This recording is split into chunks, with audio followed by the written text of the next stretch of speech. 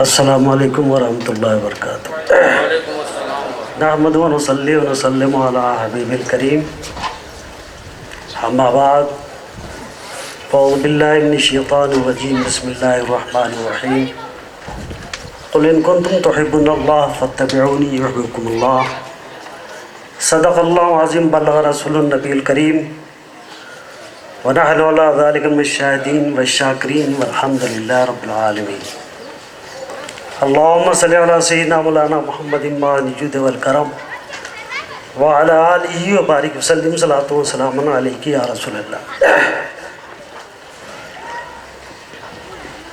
واہ کیا جود و کرم ہے شہ بتا تیرا، نہیں سنتا ہی نہیں مانگنے والا تیرا، دھارے چلتے ہیں عطا کے وہ ہے قطرہ تیرا، تارے کھلتے ہیں سخا کے وہ ہے ذرہ تیرا، فرش والے تیری شوکت کا علو کیا جانے، خسرو عرش پہ اڑتا ہے پھریرا تیرا، میں تو مالک ہی کہوں گا کہ مالک کے حبیب، میں تو مالک ہی کہوں گا کہ ہو مالک کے حبیب، یعنی محبوب و محب میں نہیں میرا تیرا، تیری سرکار میں لاتا ہے رضا اس کو شفیع، جو میرا غوث ہے اور لاڈلا بیٹا تیرا، غلط روی سے منازل کا بہت بڑھتا ہے، مسافروں روش کارواں بدل ڈالو، جگہ جگہ کہ تمہیں تھک چکے ہیں ہنگامے، نشاط و لذت خواب گراں بدل ڈالو،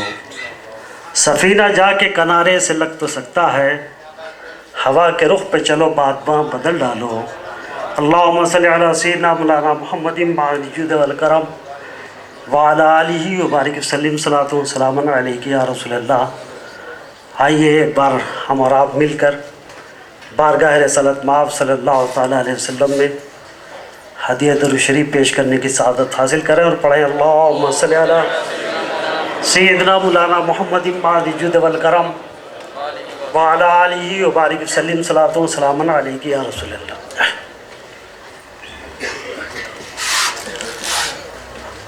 آج کا پروگرام بھی ادارے ہی کی طرف سے ہے،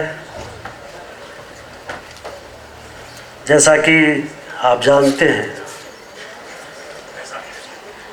یہ ایک علمی ادارہ ہے اور وہ بھی دینی تعلیم کا ادارہ ہے، جہاں پر سرور کائنات صلی اللہ تعالیٰ علیہ وسلم کی سیرت پاک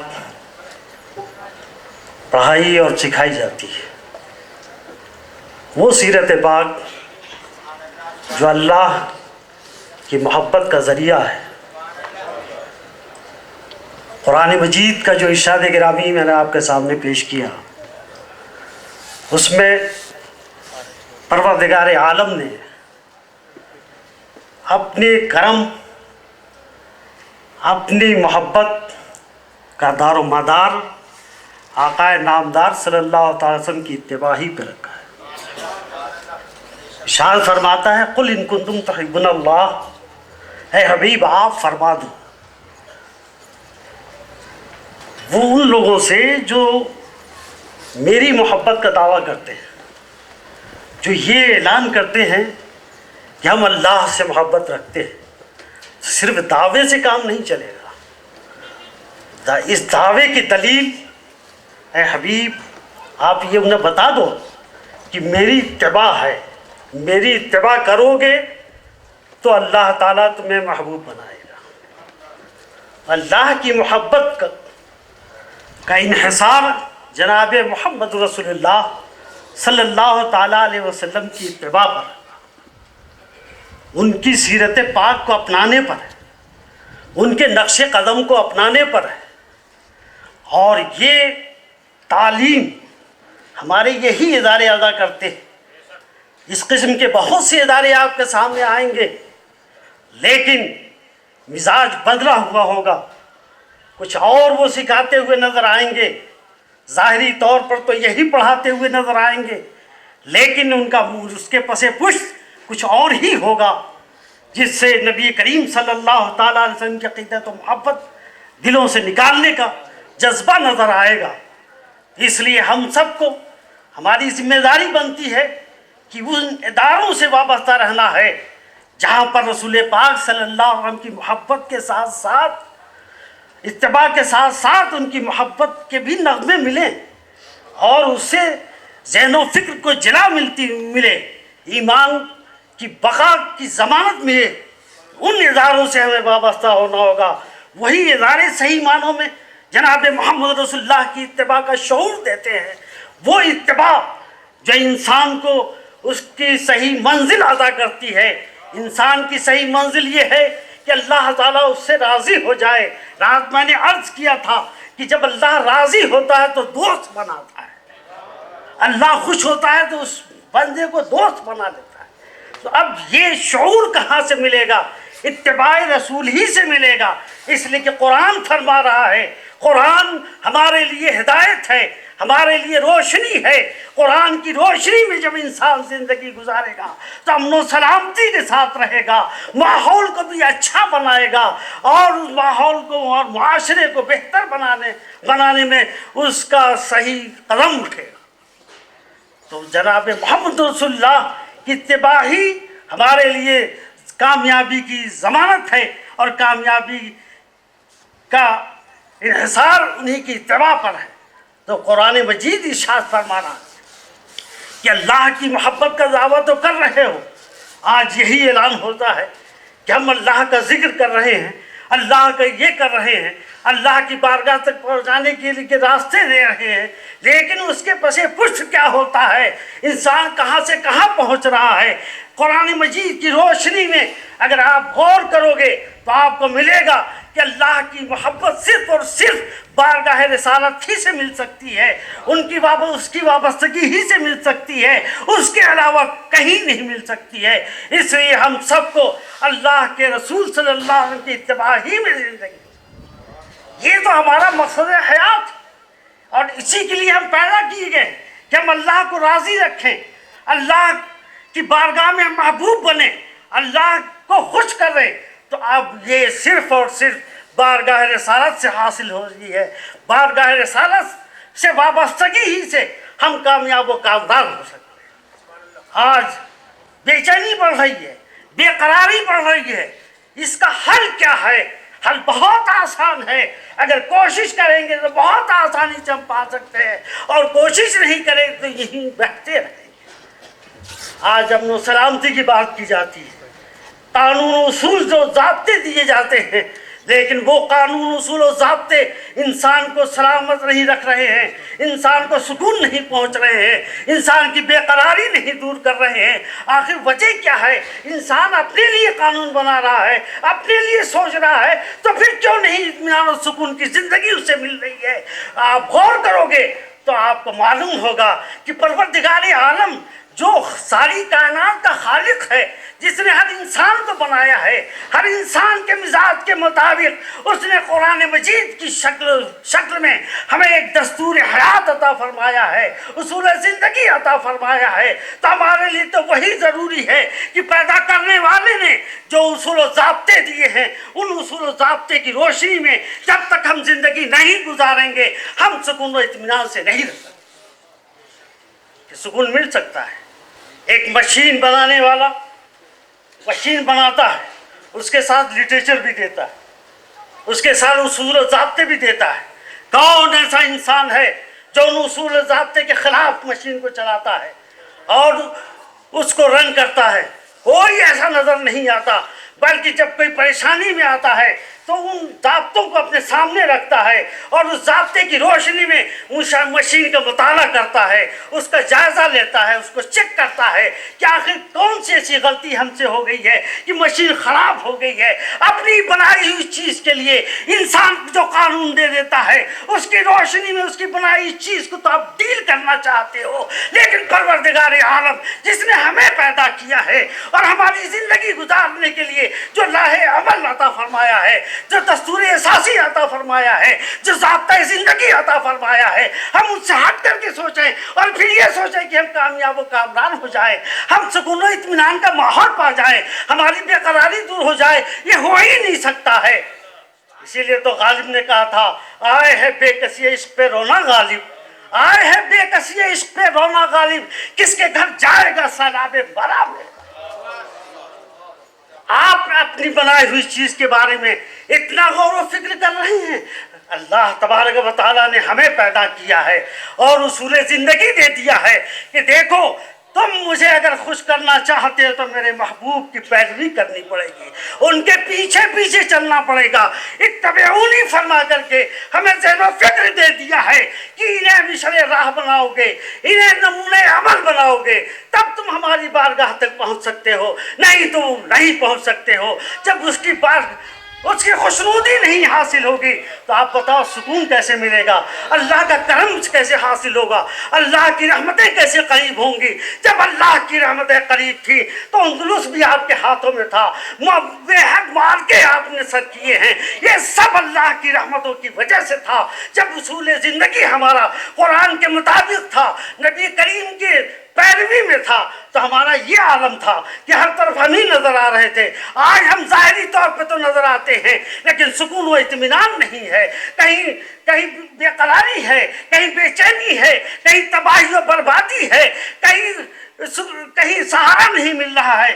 آخر ہم بھی تو انسان ہیں، دوسرے بھی تو انسان ہیں، دوسری بھی قومیں ہیں، چھوٹی چھوٹی قومیں ہیں، ظاہری طور پر سکون و اطمینان نظر آ رہا ہے، وہ ان کی بے چینی نظر نہیں آتی ہے اور ان کو سہارا دینے والے ہزاروں انسان نظر آتے ہیں، لیکن ایک قوم مسلم ہے جس کی تعداد صحیح طور پہ دنیا بتانے سے عاجز ہو، اپنے کو روک رہی ہے کہ کہیں ایسا نہ ہو کہ مسلمانوں کی صحیح تعداد دنیا والوں کو معلوم ہو جائے۔ بھلا بتاؤ تو صحیح، اتنی تعداد ہے کہ آپ کی صحیح تعداد نہیں بتائی جا رہی ہے، آپ کے پاس کس چیز کی ظاہری طور پہ کمی نظر آ رہی ہے، پھر بھی آپ کے لیے سکون نہیں ہے، آپ کے لیے سہارا نہیں ہے، آپ کے لیے بے چینی و بے قراری مقدر بنتی جا رہی ہے۔ کیوں نہ بنے؟ اس لیے کہ ہم نے وہ لائے عمل چھوڑ دیا ہے جو اللہ تبارک و تعالیٰ کا عطا فرما تھا، اس سے ہم نے ہٹ کر کے زندگی گزارنا شروع کی ہے۔ ہر انسان اپنے جگہ پر اگر اپنا جائزہ لے جناب محمد رسول اللہ کی ہم کتنی اتباع کر رہے ہیں، ان کے نقش قدم پہ کتنا چل رہے ہیں، تو خود آپ کو معاملہ صاف نظر آئے گا۔ تو قرآن مجید ارشاد فرماتا ہے قُلْ إِن كُنتُمْ تُحِبُّونَ اللَّهَ فَاتَّبِعُونِي يُحْبِبْكُمُ اللَّهُ۔ تم خالی دعویٰ مت کرو، اس کے لیے دلیل بھی دو، اور دلیل میں اپنے محبوب ہی کو مانگا ہے کہ ان کو دلیل کے طور پہ پیش کرو گے تو ہم راضی ہوں گے۔ تو آج انسان اپنے معاملات کا جائزہ لے، اپنے حالات کا جائزہ لے، اور دنیا میں امن و سکون اگر قائم کرنا ہے تو اتباع رسول کرنا ہوگا، سنت رسول پہ عمل کرنا ہوگا، ان کی زندگی پاک کو اپنانا ہوگا، تب اللہ کا کرم شامل حال ہوگا، اللہ تعالیٰ خوش ہوگا اور اپنی رحمتوں سے مالا مال فرمائے گا، اپنا حفظ و امان عطا فرمائے گا۔ اس لیے مسلمانوں، آپ کی ذمہ داری تو دوہری بنتی ہے، ایک تو یہ اس وجہ سے کہ اللہ کے آپ بندے ہو، دوسرے اس وجہ سے کہ جناب محمد رسول اللہ کے دامن سے وابستہ ہو۔ ساری دنیا کا امن آپ کو پیدا کرنا ہے، ساری دنیا میں سکون آپ کو پیدا کرنا ہے، اس لیے کہ آپ رسول اللہ صلی اللہ علیہ وسلم کے فالور ہو، ان کے ماننے والے ہو، ان کو اپنانے والے ہو، تو آپ کی ذمہ داری دوہری ہوئی کہ نہیں؟ دوہری ذمہ داری آپ کی ہوتی ہے اور آپ ایک بھی ذمہ داری پوری نہیں کرتے۔ جب ایک بھی ذمہ داری پوری نہیں کر رہے ہو تو پھر کیسے سکون حاصل کر سکتے ہو؟ کیسے معاشرے کو ٹھیک کر سکتے ہو؟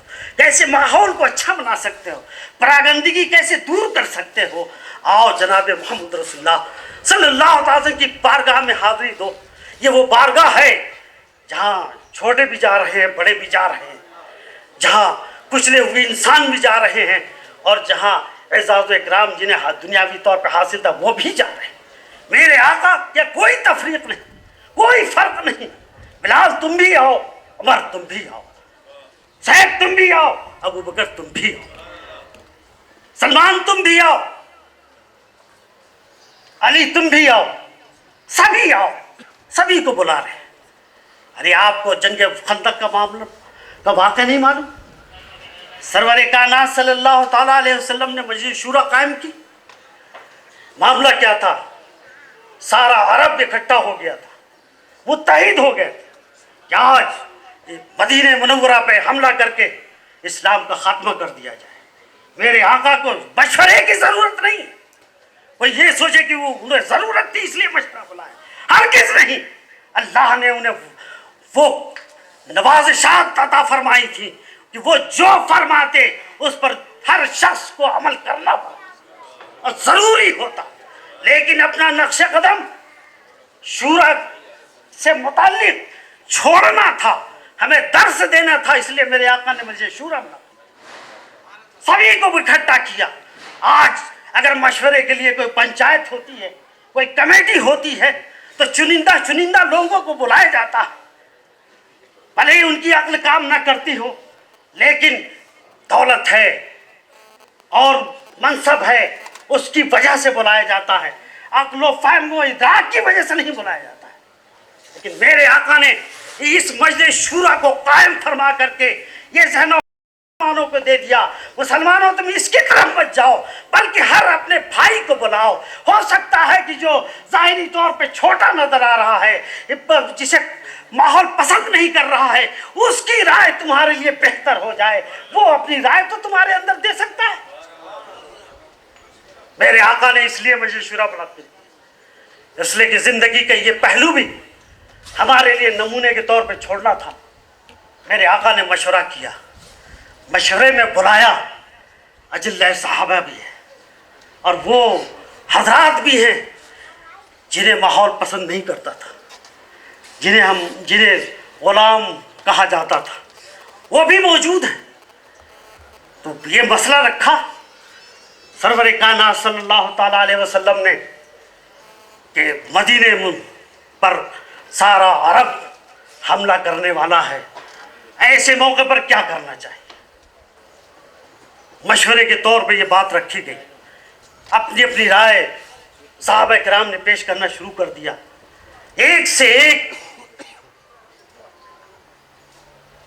سردار جو سرداری کی زندگی گزار چکے تھے، جو بہت بلند پایا مرتبے رکھتے تھے، سب موجود ہیں، سب نے اپنی رائے دی۔ یا رسول اللہ آپ فرما دیں، ہم نے تو سب کچھ آپ کے قدم پہ قربان کر دیا ہے، آپ جو حکم دیں اس پہ عمل کیا۔ سب نے ایک ایک رائے دینی شروع کر دی۔ حضرت سلمان فارسی جنہوں نے غلامی کی زندگی گزاری ہے، جنہیں میرے آقا نے آزادی دلائی ہے، وہ بھی اس مجلس میں موجود ہیں۔ انہوں نے عرض کیا، یا رسول اللہ ہمارے علاقے کا معاملہ یہ ہے کہ جب باہر کی فوجیں آبادی پہ حملہ کرتی ہیں تو ہم اپنے شہر پناہ کے طور پہ خندق کھود دیتے ہیں، شہر کے اندر ہم رہتے ہیں اور دشمن باہر رہتا ہے، خندق کے باہر رہتا ہے۔ جب کوئی دشمن اس کو پار کر کے آنا چاہتا ہے تو ہماری تلواریں اس کا ساتھ اس کو ختم کر دیتے ہیں۔ آقا نامدار صلی اللہ تعالیٰ علیہ وسلم کو یہ تجویز پسند آئی۔ کس نے دی ہے؟ اس شخص نے دی ہے جسے سماج قبول نہیں کر رہا تھا، جسے سماج ٹھکرا رہا تھا، لیکن تجویز مناسب ہے، قوم کے لیے فائدہ مند ہے، اچھی ہے، تو اس اچھی رائے کو میرے آقا نے پسند کروا دیا۔ کسی صحابی نے اختلاف نہیں کیا۔ آج تو یہ ہے کہ اگر کسی کی رائے نہ مانی جائے آستین چڑھا لیتا ہے کہ میں اس منصب پر ہوں، میری رائے نہیں مانی گئی، میری بے عزتی، بس وہ اپنی بے عزتی محسوس کرتا ہے۔ لیکن یہاں ابو بکر صدیق بھی ہے، عمر فاروق بھی ہے، عثمان غنی بھی ہے، طلحہ بھی ہے، حضرت علی بھی ہے، یہ سارے بزرگان دین ہیں، لیکن کسی کے ذہن میں یہ بات نہیں آ رہی ہے، اس لیے کہ سلمان فارسی کا جو اعزاز بخشا ہے اس نے بخشا ہے جو کچلی انسانیت کو آسمان کی بلندیاں عطا فرمانے آیا۔ اللہ کے حبیب نے عزت فرمائی، بخشی ہے، اس کی مجال ہے۔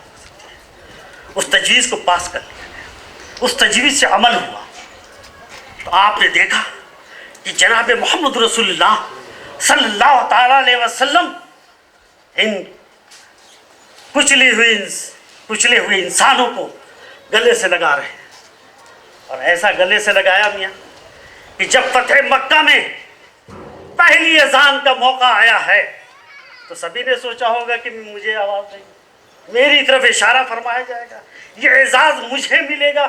اللہ کی کبریائی آج پہلی مرتبہ مکے میں، تو میرے آقا کس کو آواز دے رہے ہیں؟ ان کو آواز دی ہے میرے آقا نے کہ یہ مکے والے ہیں جنہیں گرم ریت پہ لٹا کر، جن کے سینے پہ بھاری گرم پتھر رکھتے تھے، جن کے پیچھے بچوں کو چھوڑ دیا جاتا تھا کہ انہیں پاگل و مجنون کہو۔ اللہ اکبر، جسے انسان ہی نہیں سمجھا جا رہا تھا، میرے آقا نے ان کو آواز دی، بلال تم آؤ، بلال تم آؤ۔ آج دنیا والے دیکھ لیں، اسلام وہ ہے جو انسانیت کا مذہب ہے۔ اسلام انسانیت کا مذہب ہے، انسانیت کو سکون بخشنے کے لیے آیا ہے، انسانیت کی بے قراری دور کرنے کے لیے آیا ہے، امن و سلامتی کا ماحول پیدا کرنے کے لیے آیا ہے۔ بلال تم آؤ، تم آج اس اعزاز کو حاصل کر لو۔ دنیا والوں نے تو تمہیں بہت ٹھکرایا ہے، اسی سرزمین پہ تم ٹھکرائے جا رہے تھے، مارے جا رہے تھے۔ آج دنیا کا آقا آ کر کے تمہیں بھی آقا کی منزل عطا کر رہا ہے۔ اسی لیے حضرت عمر فاروق رضی اللہ تعالیٰ ارشاد فرماتے ہیں، حضرت بلال کو یا سیدنا یا سیدنا کہہ کر کے پکار رہے ہیں۔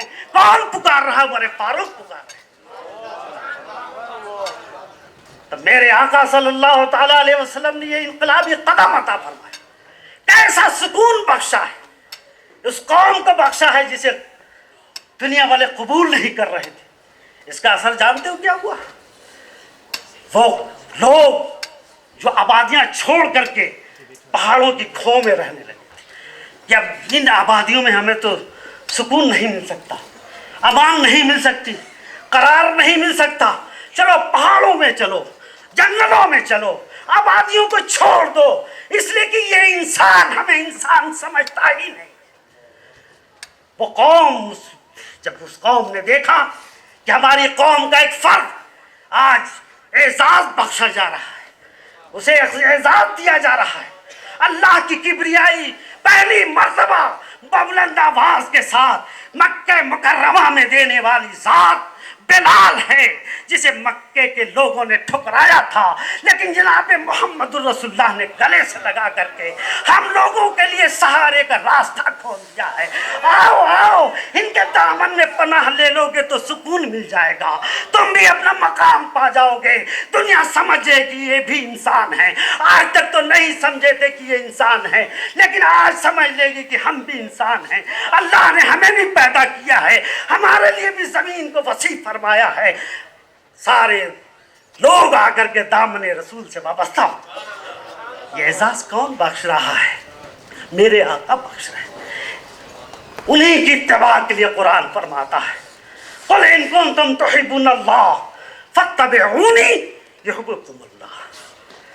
تم میری اتباع کرو، اللہ تعالیٰ تمہیں محبوب بنا دے گا۔ اس لیے نبی کریم کی اتباع میں مسلمانوں لگ جاؤ، دوسروں کی طرف مت دیکھو کہ یہ ہمیں سکون بخشیں گے، یہ ہمیں سہارا دیں گے۔ نہیں، سب سے بڑا سہارا تو اللہ ہے، وہ اپنی رحمتوں کے دروازے تمہارے لیے کھول رہا ہے، لیکن شرط لگا رہا ہے، اتباع رسول کی شرط ہے۔ تم اتباع رسول میں اپنی زندگی گزارو، سہارا ہی سہارا مل جائے گا۔ یہ تعلیم حاصل کرنے کے لیے ہم سب کو جامع قادریہ غریب نواز سے وابستہ ہونا ہوگا، اس لیے کہ یہاں رسول کی سیرت پڑھائی جاتی ہے، رسول کی تعلیم دی جاتی ہے، ان کا نقش قدم سکھایا جاتا ہے، یہ ماحول امن و سلامتی کا دینے کے لیے اس کی راہیں بتائی جاتی ہیں۔ اتباع رسول جب سیکھ لو گے تو خود بخود تمہارے لیے راہیں کھل جائیں گی۔ پروردگار عالم مجھے اور آپ تمام کو اس کی توفیق عطا فرمائے۔ وآخر دعوانا ان الحمد للہ رب العالمین۔ السلام علیکم۔